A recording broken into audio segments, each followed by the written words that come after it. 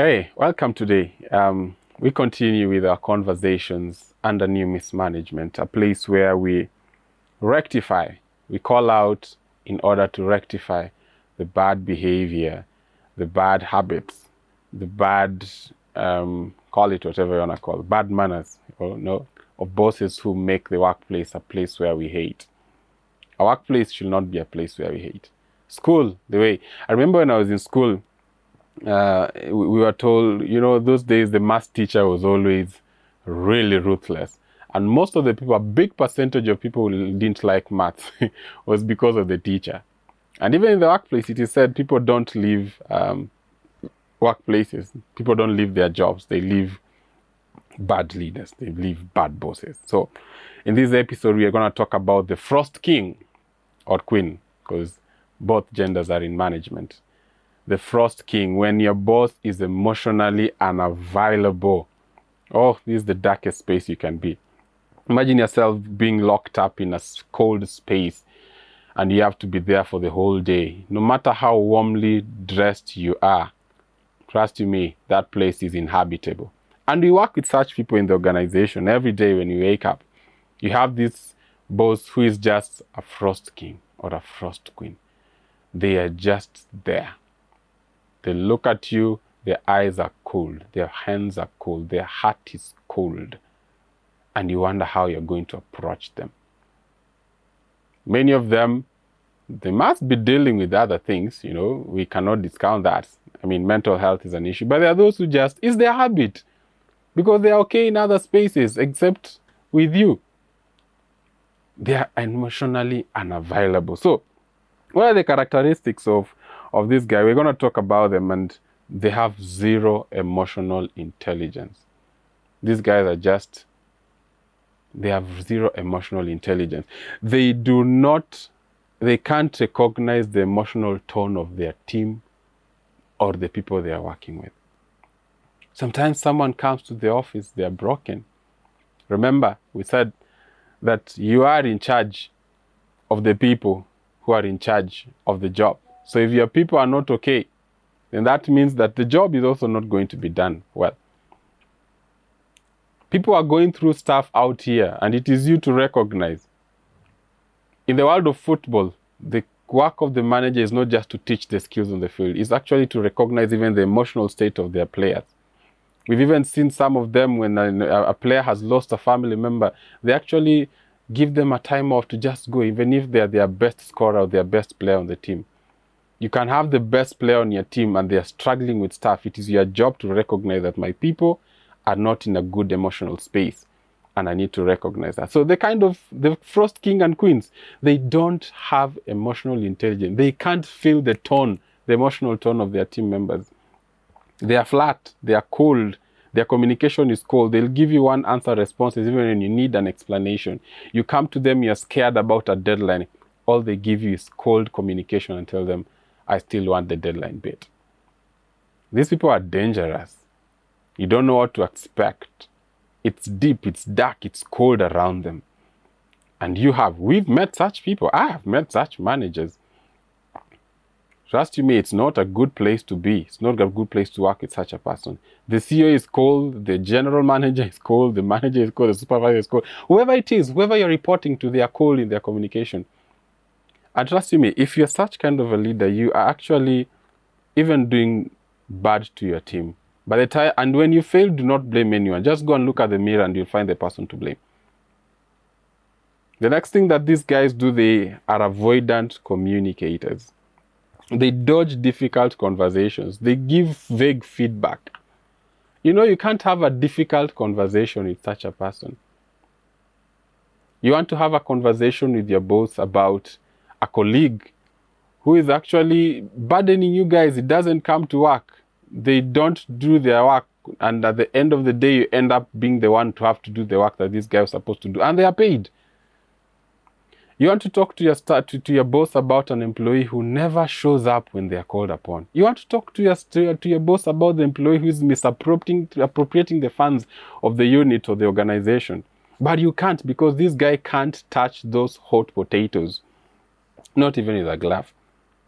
They rarely acknowledge the struggles that the team is going through. You go communicate to them, they want to avoid it because they want to have an illusion of peace around them. These people are dangerous because, trust you me, this stinking rat under the carpet will continue stinking until the whole room will not be habitable. If we can't address these issues head-on when they happen, the team is going to break.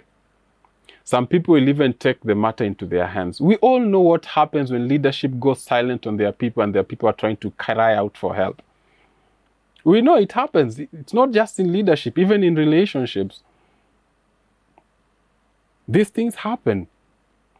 So when there's no communication, when he's avoiding or she's avoiding to talk about stuff, that is a frost king or queen you're dealing with.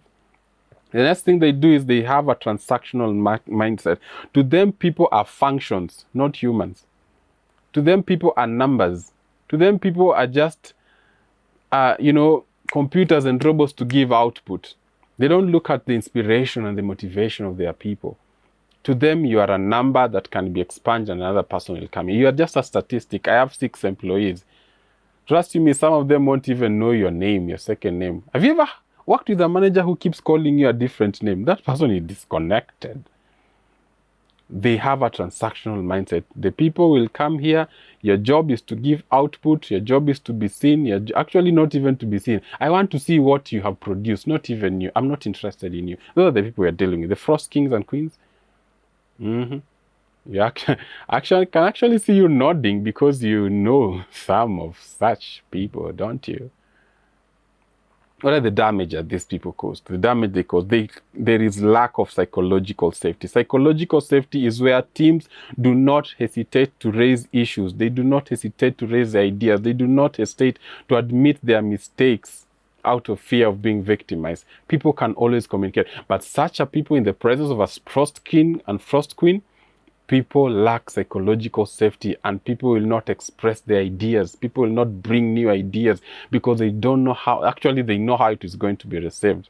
And that's not a place to grow. Have you ever tried to grow corn or to grow anything in snow?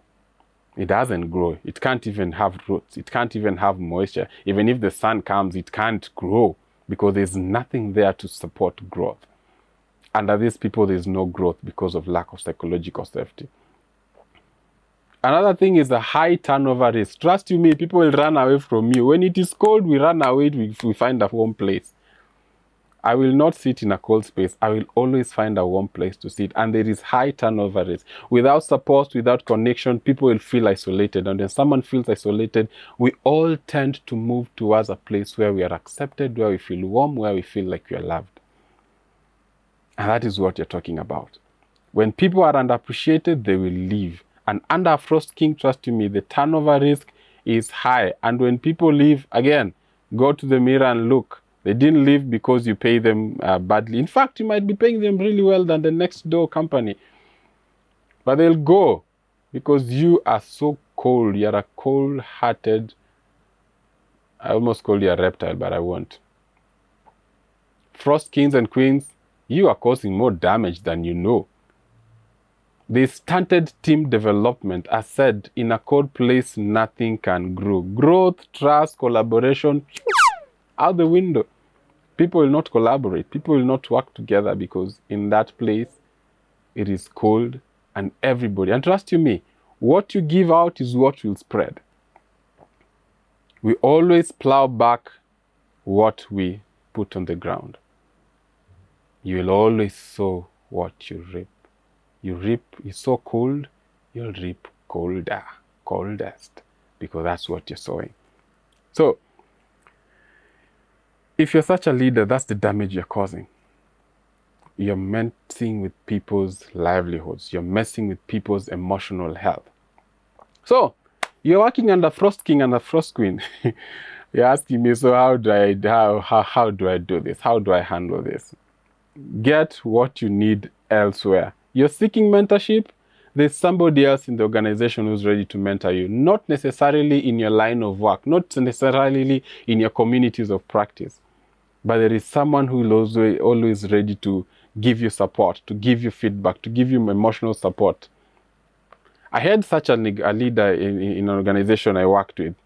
This person was not even in my line of work, but I could go to him and talk to him about anything in my line of work. And even if he didn't give me answers, he'll point me in the direction where I'll find answers. Thank you, sir. I know you're listening. I just can't mention your name here. While the other people in the organization, you'll never receive feedback. So seek what you're looking. If you want mentorship, and by the way, if you haven't gotten another job, stay in the job, but seek mentorship from another place. Hey, this is not a relationship advice. This is a professional advice. So don't take professional advice and put it on a relationship. You deal with the relationship issues somewhere else. They are relationship experts. I'm not a relationship expert here. We're talking about professional expertise. If you're seeking mentorship and your supervisor is not giving it to you, find other people within the organizations who can understand your tone and give you support. Clarify your expectations explicitly. Do not wait for those small hints. Clarify expectations. Let them know what you expect. Ask clear questions. If they give you one word answers, do not ask yes or no questions. I mean, craft your questions in a way that they'll be forced to give you feedback. And don't stay in their presence for too long. Once they give you what you want and know what you wanted, step out of them. Let them remain in the cold room by their own. I mean, the cold spaces, there is no life. In the morgue, there's no life. Out there is no life. That's why there's a reason why people don't live in Antarctica, because it's too cold out there. Stay grounded emotionally. This is very important. Practice self-regulation. Take deep breaths when you feel that this person has pushed you to a place where you don't even want to go. Avoid taking their detachment personally. I mean, it is their issue. It is their garbage. Let them deal with. They are cold not because you're bad. They are cold because they are cold. Their hearts are cold. They have stone cold hearts. It is not you. Do not take it personally. Detach from them and regulate yourself. So once you know that, you'll be able to know how to survive the Frost King and the Frost Queen. And that's how we punch it out today under new mismanagement, where conversations are real and we stop pretending that work doesn't mean anything to us. See you in the next episode. Thank you.